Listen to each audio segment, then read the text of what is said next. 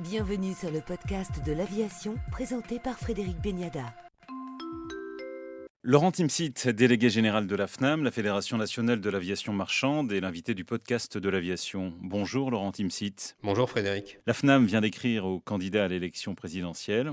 Pour leur dire quoi exactement ? Alors en fait, nous avons écrit à l'ensemble des candidats à l'élection présidentielle pour leur faire part en fait des demandes du secteur aérien dans le cadre du prochain mandat présidentiel. Voilà. Et donc on a souhaité connaître par rapport à un certain nombre de propositions qu'on a faites, quelle était leur réaction et s'ils étaient prêts à nous accompagner dans cette voie. Qu'est-ce que vous leur avez fait comme proposition et avez-vous eu des réponses ? Pour le moment, donc, on a adressé un courrier. Les propositions, en fait, elles portent autour de 4 grandes thématiques. La première qui est la transition environnementale du secteur aérien et son financement. La deuxième, la compétitivité du transport aérien. La troisième, plus sur l'emploi et la formation, et donc le rôle du transport aérien en termes d'apporteurs d'emplois dans les régions en particulier. Et puis les quatrièmes propositions portent, elles, sur la continuité territoriale et la facilité d'accès pour les passagers aériens qui se rendent en France. On le voit, il y a de nombreuses interrogations sur l'avenir du secteur, mais pas vraiment de réponses concrètes, et ça c'est récurrent depuis des années. Oui, alors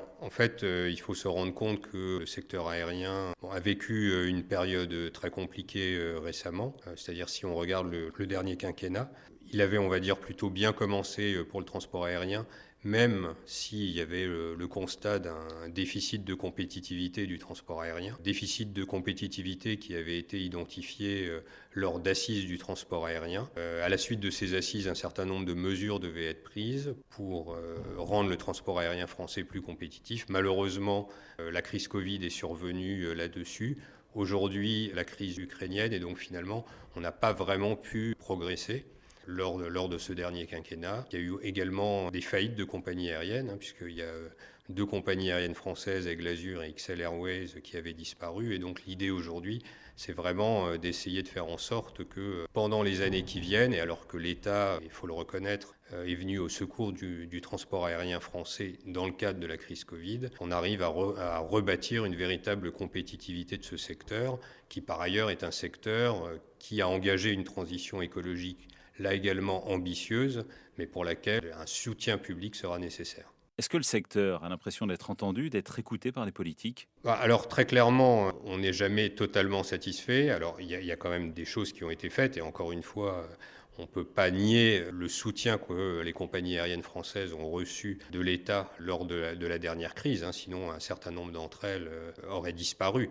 Donc on ne dit pas que l'État n'intervient pas, mais on pense que c'est d'une certaine manière une intervention conjoncturelle, alors qu'aujourd'hui on est plus dans l'idée d'une intervention beaucoup plus structurelle pour que le transport aérien français puisse reprendre des parts de marché qu'il a perdu régulièrement au cours des 10 dernières années.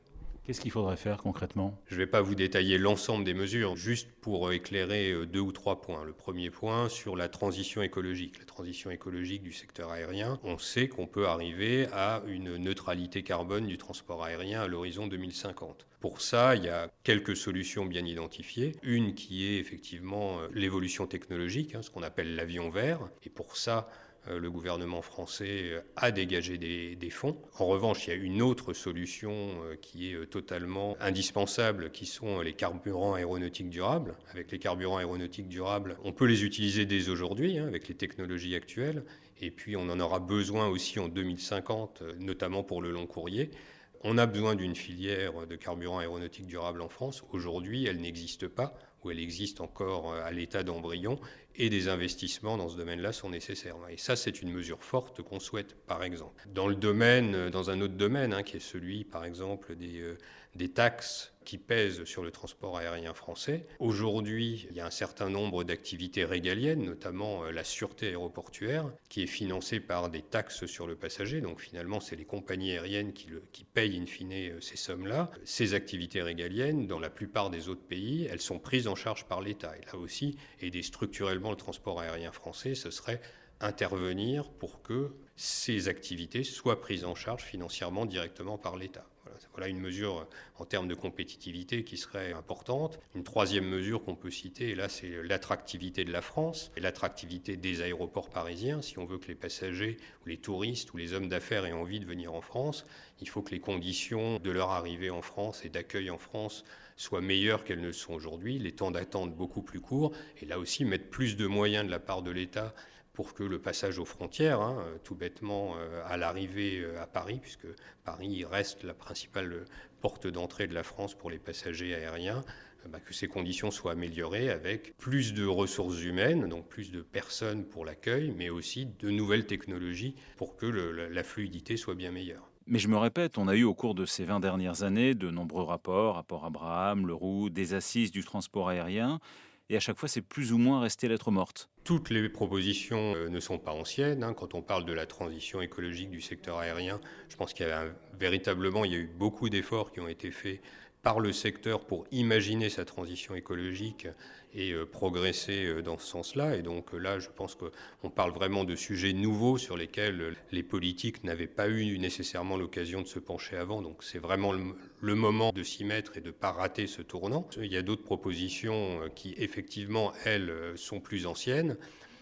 Pour autant, ce n'est pas parce qu'on n'a pas été entendu par le passé qu'il ne faut pas continuer à le réclamer, parce qu'on pense que c'est des propositions absolument nécessaires pour lutter contre le déficit de compétitivité du secteur. Et c'est un secteur qui a une importance forte pour l'économie française. Et renoncer à prendre ce type de mesures est nécessairement pénalisant, non seulement pour le secteur aérien, mais pour toute l'économie française. Vous êtes inquiet pour le pavillon français ? Ce serait difficile de ne pas l'être quand on voit qu'au cours des 10 dernières années, en fait, sa part de marché a baissé d'1 point chaque année. Donc on voit bien que ce sont plutôt les compagnies aériennes étrangères qui se développent en France plutôt que les compagnies aériennes françaises. On en a bien identifié les raisons. Très clairement, quand c'est une compagnie française qui opère en France, elle crée 4 fois plus d'emplois que quand c'est une compagnie étrangère. Donc je pense qu'il y a un intérêt bien compris, à la fois pour les politiques, mais naturellement aussi pour les entreprises, à ce que le pavillon français puisse se développer de nouveau. La transition écologique du secteur, elle aura un coût, et pour tout le monde. Alors en fait, la question de la transition écologique, effectivement, ce sont des coûts supplémentaires, puisque de toute façon, que ce soit l'accès que ce soit le financement de nouveaux avions, que ce soit les carburants aéronautiques durables, en fait, toutes les technologies sont plus chères, donc elles ont un coût. Après, la question qui se posera finalement, et c'est une question là aussi pour les décideurs politiques, c'est quel degré de démocratisation du transport aérien souhaitent-ils conserver ? C'est-à-dire en fonction finalement du soutien qu'ils apporteront à la transition écologique du secteur, d'une certaine manière, ils rendront cette transition écologique plus ou moins chère pour le passager. Et donc, c'est un peu entre leurs mains, c'est à eux de décider finalement si on souhaite revenir vers un monde dans lequel le transport aérien redeviendra une forme de... Il y aura un certain élitisme derrière le transport aérien, ou est-ce qu'on souhaite conserver les bienfaits de la démocratisation actuelle du transport aérien. Mais ça nécessitera de la part des décideurs publics des investissements dans la transition écologique et donc d'apporter une aide aux compagnies aériennes pour réussir cette transition écologique. Ça veut dire que le coût de cette transition écologique est énorme. Oui, il est très élevé, puisque, pour vous donner juste un ordre d'idée, un carburant aéronautique durable, donc ce qu'on appelle les SAF, c'est, suivant les technologies, entre 3 et 10 fois plus cher que le kérosène classique. Donc ça a naturellement un coût qui se répercutera sur le prix du billet s'il n'est pas compensé, en partie ou totalement, par l'État. Laurent Timsit, délégué général de la FNAM, pour le podcast de l'aviation. Merci, Laurent Timsit. Merci Frédéric, bonne journée.